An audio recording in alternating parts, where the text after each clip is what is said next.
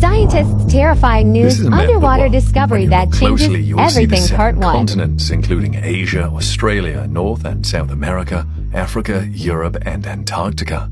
However, this wasn't always the case. About 300 million years ago, Earth didn't have 7 continents. Instead, it had Pangaea, a sizable supercontinent which was encircled by Panthalassa, a single ocean.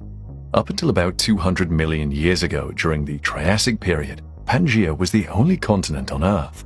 Then it started to fragment. Pangaea was divided into 2 new continents, Laurasia and Gondwanaland, during the Triassic period.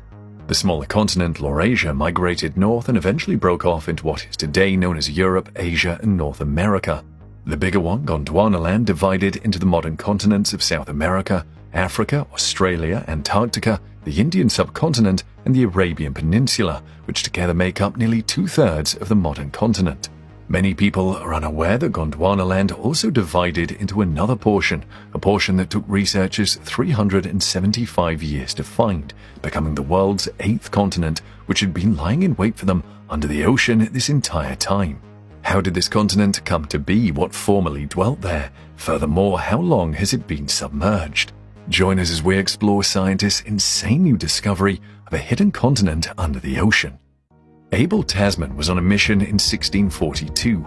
The seasoned Dutch sailor was certain that the southern hemisphere had a massive continent, and he was determined to find it. Europeans had an unwavering belief that there must be a sizable landmass there, which they preemptively named Terra Australis, to balance out their own continent in the north. At the time, this region of the world was still largely mysterious to them. The fixation had existed since the time of the ancient Romans, but it would only now be put to the test. Tasman therefore departed from the Indonesian port of Jakarta on August 14th in 2 tiny ships and sailed west, south, then east, until arriving at the South Island of New Zealand.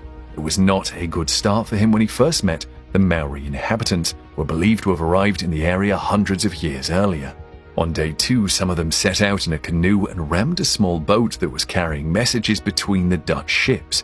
Dead were 4 Europeans. The fate of the Europeans' targets is unknown after they fired a cannon at 11 additional canoes. And that was the end of his expedition. Tasman gave the tragic spot the ironic name Murderers Bay and sailed home a few weeks later without having even set foot on this new continent. Although he thought he had found the big southern continent, it was obviously not the commercial nirvana he had envisioned. He never came back. Australia had already been discovered by this point, but the Europeans believed it was not the legendary continent they were looking for. When they changed their minds, it was later given the name Terra Australis. Tasman had no idea that he had been correct all along. There was a continent missing. When a team of geologists revealed the discovery of Zealandia, they made headlines. It is roughly 6 times the size of Madagascar and spans 1.89 million square miles, 4.9 million square kilometers. The team boldly declared that there are more than 7 continents, despite the fact that encyclopedias, maps, and search engines had long maintained that there are only 7.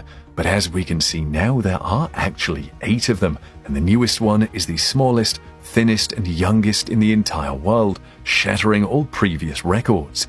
Only a small number of islands, including New Zealand, protrude from the ocean's depths, making up 94% of it. All along,